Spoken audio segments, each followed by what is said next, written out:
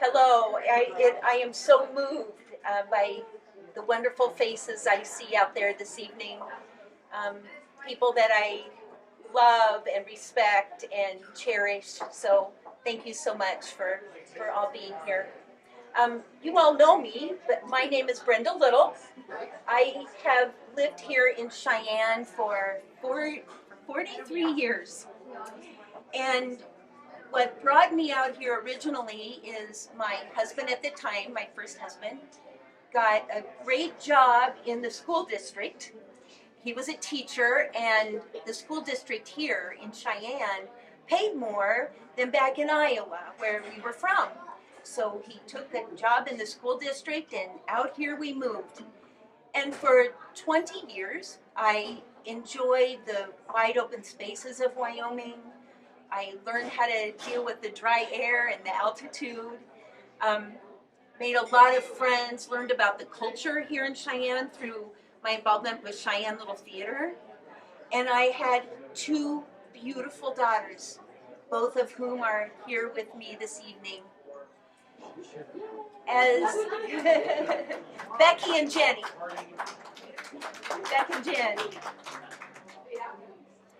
As time moved along, I decided it was time for a change in my life, and I went to law school.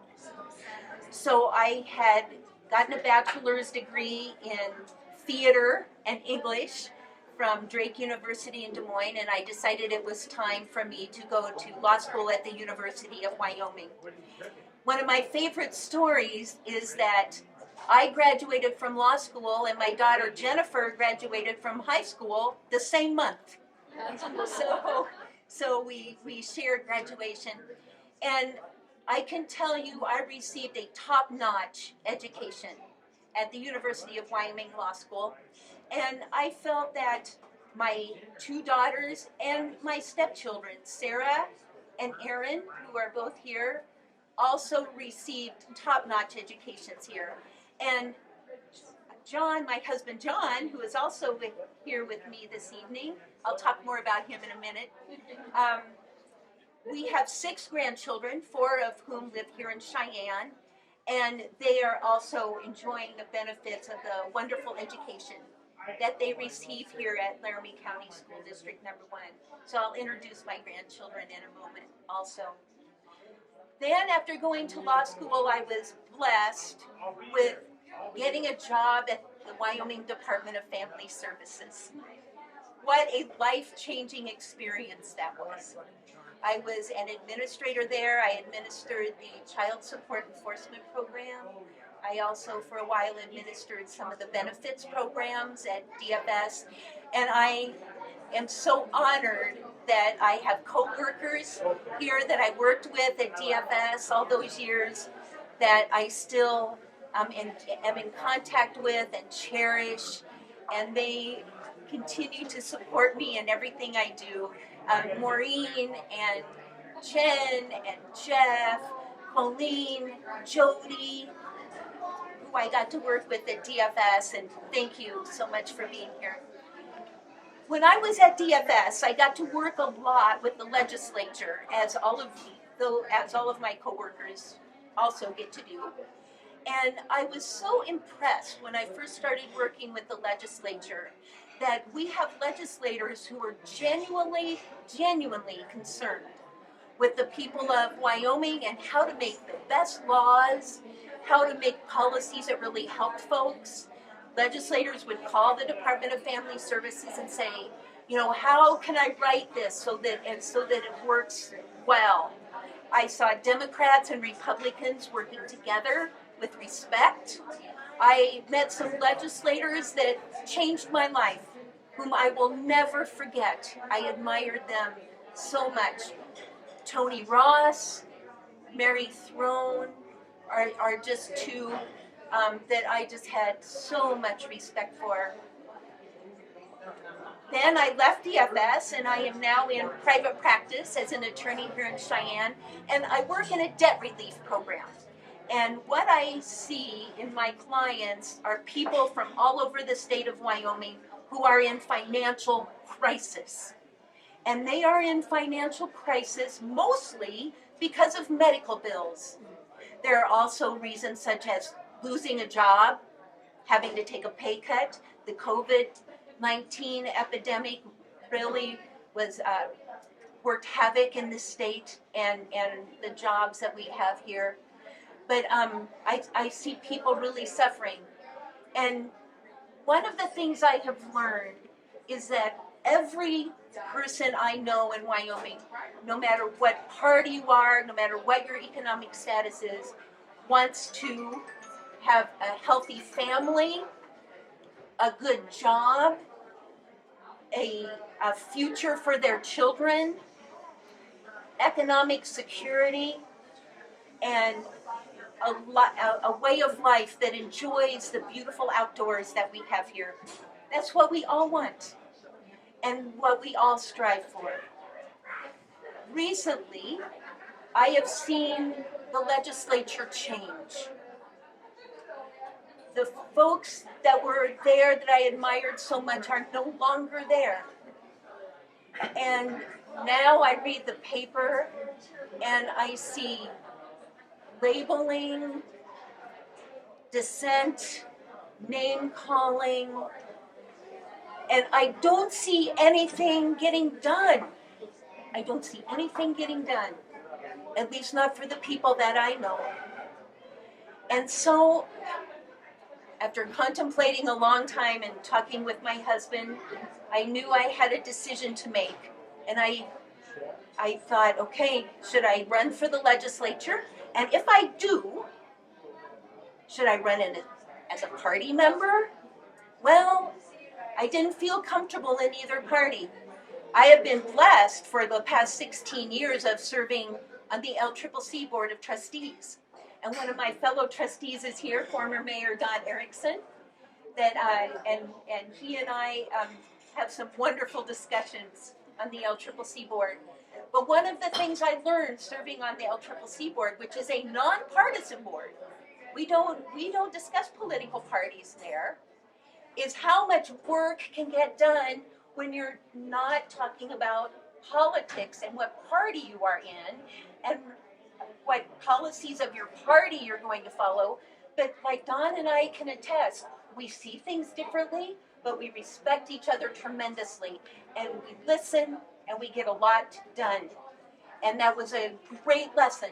So I started thinking, how can I carry on that spirit if I want to run for the legislature? I talked to some friends, some people I really trusted, and I got the advice from several people, run as an independent candidate. That's what you need to do. So I got a hold of the Secretary of State's office and figured out how to do that. They said, start collecting signatures there, Brenda Lyttle. So I did. And I went around House District 8 and collected 143 signatures from people. Two of the folks in House District 8 that I love, Jen and Jeff Doctor, signed my petition. So I was, and they sent me to their neighbors who also signed. And their neighbors had a big Chewy box in front of the house. I said, "Oh, you have dogs." So we had a great discussion about their dogs and what exactly they ordered from Chewy. So that was a lot of fun. But I garnered the signatures that I needed. And so tonight, I am announcing my official candidacy.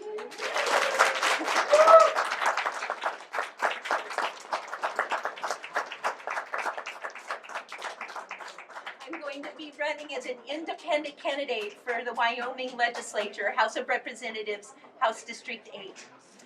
I'm going to be running against David Zwanitzer, who won in the primary election on Tuesday. Dave and I have already been in contact with each other and said, meet you on the campaign trail. We'll see you around. So we are looking forward to when our paths are going to cross. But that's who I will be running against, and I plan to give it all I've got. I want to thank so many people in this room. So I've already mentioned Dawn, and we serve together on the LCCC Board of Trustees. The LCCC Board of Trustees has been a nurturing place for me. I joined them 16 years ago, and I have, the current board is a joyous board to work with, and all of them have encouraged me and given me their support and love as I go into this next phase of my political career. So it means a lot to me that Dawn was here. Thank you to my coworkers at DFS, who I learned so much from and have so much respect and admiration for. Unless you've worked for the state of Wyoming, you have no idea what it's like to work for the state of Wyoming. People who call you every day, constituents, customers, legislators, the governor's office, call you constantly every day, wanting demands on your time and your decision making. It is so many people work so hard at DFS, and I don't think enough people realize that. It was a wonderful place to work. I also, of course, want to thank folks who are helping me in this campaign. Dave Lerner, who is building my website for me, that's almost done, in construction, that's almost done, and my Facebook page. Midnight West Productions, that have been friends of mine for years. Jerry Steinhauer and I from Midnight West go way, way, way back, don't we, Jerry? Yeah. Yeah. And Midnight West is filming my videos for me and also handling a lot of my social media, Twitter, Instagram, and TikTok. I saw my first TikTok video, by the way, for the first time today. Somebody at the salon showed me, let me show you a TikTok video. So now I know what it is. So that was great. I want to thank folks who have inspired me in my life. I want to thank Chelsea Davis Hearn, who's sitting here in the front row. Chelsea is a first-generation college student that I met through my work at LCCC, and Chelsea has touched my heart in so many ways. And to have her sitting here with her beautiful eyes looking at me, and it means the world to me. I hope you all get to know her. She is an incredibly talented and gifted woman, and I'm telling her that someday she needs to be here running for office. I'm going to keep working on that.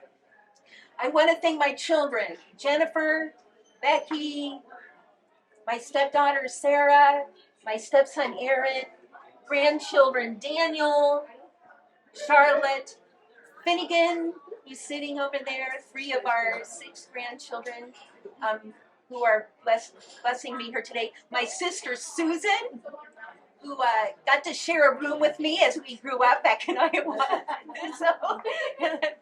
And now she lives here in Cheyenne, and it's been a real blessing having Susan here, a real, real blessing. Most of all, I want to thank the anchor in my life that I don't know what I would do without him. The man who challenges me and nurtures me and feeds me and takes me on wonderful trips and tells me when I've gone too far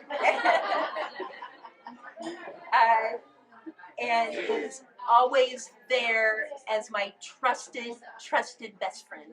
And that's my husband, John. So